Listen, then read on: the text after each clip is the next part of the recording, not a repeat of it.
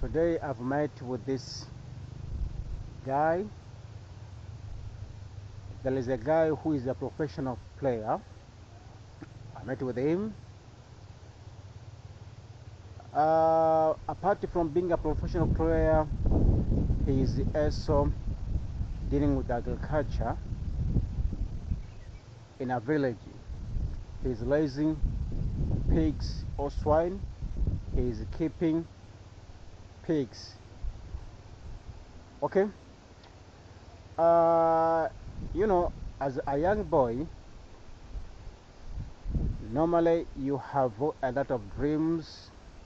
You are dreaming to be personal with the reputation in society. You are dreaming perhaps to have a decent house, a good car.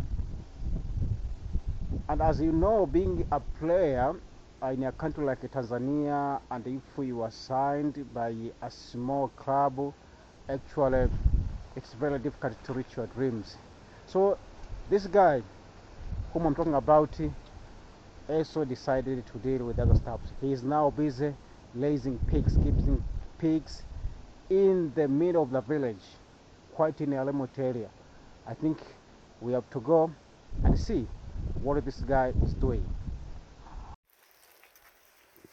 Ukienda afu Masuru tayari unaweza hata ukaipoze wakati ameenda kuhudumia kuna nini? Muulize Tizo. Sijui kwa. Ukienda mjini kama pale Kabwe, si ndio? Ndio. Madogo wengi tu. Of course na film nafahamu mstari ya maisha wanaishi kwa mjini. Mimi naelewa bro. Na mimi nina ushahidi, kuna wengine ambao kwao kabisa mimi nafahamu huko kabisa. Kuna dogo mmoja kwao ni Ibungu na wana eneo kubwa sana. Wana shamba. Wana shamba kubwa na kuna ndizi hivi. Ile ndizi mpaka zinaharibika. Lakini dogo anaamua kwenda kupiga debe wake barabarani kule Kabwe. Sasa tunawashauri sasa vijana, sababu pazuri. Yaani pazuri kabla hujaendelea. Hiyo sauti ya kesho naichukua vizuri. Sogeza kamera sauti sikike vizuri. Pazuri kabla hujaendelea. Yaani kwa mimi jioni nataka kumshauri kijana mwenzangu ambaye ameacha ardhi nyumbani. Anaenda kufanya vitu vingine. Japokuwa vinaonekana ni vya msingi kwake. Lakini kitu cha msingi ni ardhi. Kwenye maisha ardhi ndio kila kitu. Mimi hii ardhi sijainunua. Hii hapa tumegawana kifamilia. Okay, na kaka zangu. Sawa. Familia baba mama washakufa ndio. Lakini hapa na pale pana mdogo wangu. Okay. Mbele pana kakaangu ambaye ni wa kwanza. Okay. Mimi ndo watatu. Huyu mimi watatu, wa pili ndo hii ardhi. Kwa wadogo tuko katikati. Sawa. Mdogo wangu wa kike yuko katikati, mimi nipo katikati. Kila mtu ana portion yake. Lakini sasa wakati huo mimi niliona ardhi ndio mwisho wa matatizo. Ukiwa na ardhi yani shida zako zote zinakuwa zimeisha. Ila uvivu wa kufanya kazi, uvivu wa kutengeneza kitu ambacho ni cha kwako ndio tunapokuja kufeli vijana. Tunapenda maisha ya haraka, maisha ya shortcut. Lakini kwa mfano mimi ukiniuliza sasa hivi nimetengeneza ardhi yangu. Nimepata ardhi zingine hata nikikutembeza utazikuta zimetengenezwa. Nina uwezo wa kutengeneza M2, M3, yani hela ambayo ni ya ndizi. Lakini huko maisha mengine yanaendelea. Siwezi nikaacha ardhi nyumbani ambayo inaweza kanipatia mimi 200,000, 300,000 nikaenda kupiga debe. Ni kitu ambacho hakiwezekani. Kwa wiki ambayo ni kila Jumamosi. Nafanya nikihesabu sasa hivi shambani kwangu hapa nazikuta ndizi sio pungua 10 ambazo Jumamosi takiwa nikate. Na ambazo tufanye hapo kila ndizi iondoke kwa 20,20 tu. Usiweke kote huko. Hebu weka tu kwa 15. Kwa 15. Usiweke kote. Hapo tunazungumzia rafu kama tunazungumzia hapo tunazungumzia karibia lakini weka 15. Tuseme kwa sababu kuna ndizi itauzwa 30,000, itauzwa 40, lakini tufanye tu 15 na ndizi labda 11, 12. Kwa haraka unakuta una hela yako ambayo unaweza ukaendesha kitu cha msingi. Nachotaka kumshauri kijana ambaye ameacha ardhi nyumbani, sababu ndio point sasa.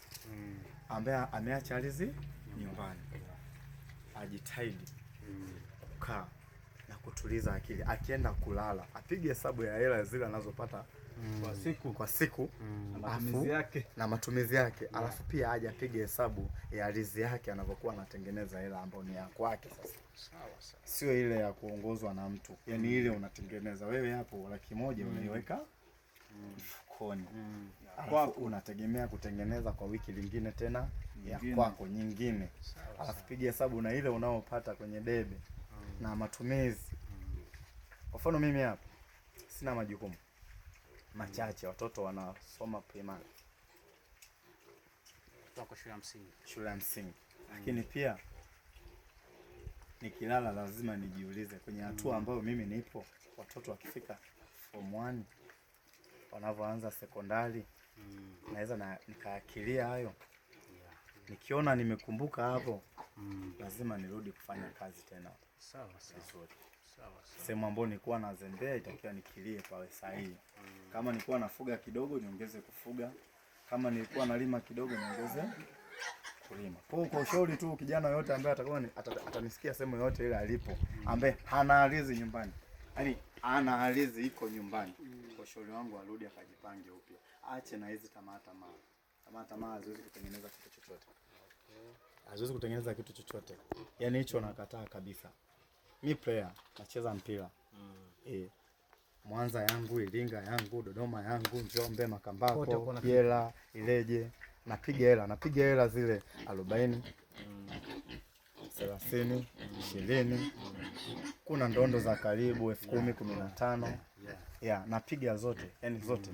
Lakini sijawahi kujikita kwenye mpira. Mpira unachukuliwa na timu za labda level gani kwenda kucheza?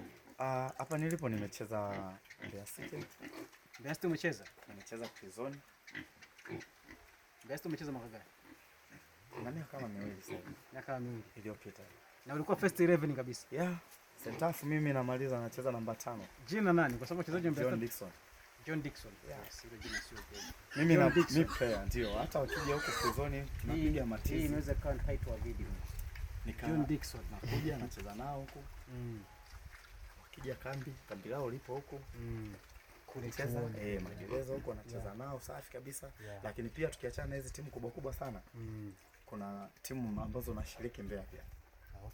Kuna Mabuchani, kuna Uyole ya kati, kuna Mwanjelo, kuna timu inajiita Mafiati. Yaani timu nyingi nimezishiriki. Ukija huku kuna Tukuru Star. Kuna Ileje Star. Nashiriki timu zile kwenye ndondo, kwenye ligi, nimeshiriki. Viewers, you are very this guy. He is a professional footballer. In our local teams around this region, we have I think now we have 3 teams in a national league. Tuna timu 3, si ndio? Kwa sasa hivi. Mbeya City, alafu ile ya Chunya ile bado iko, alishuka daraja. Okay.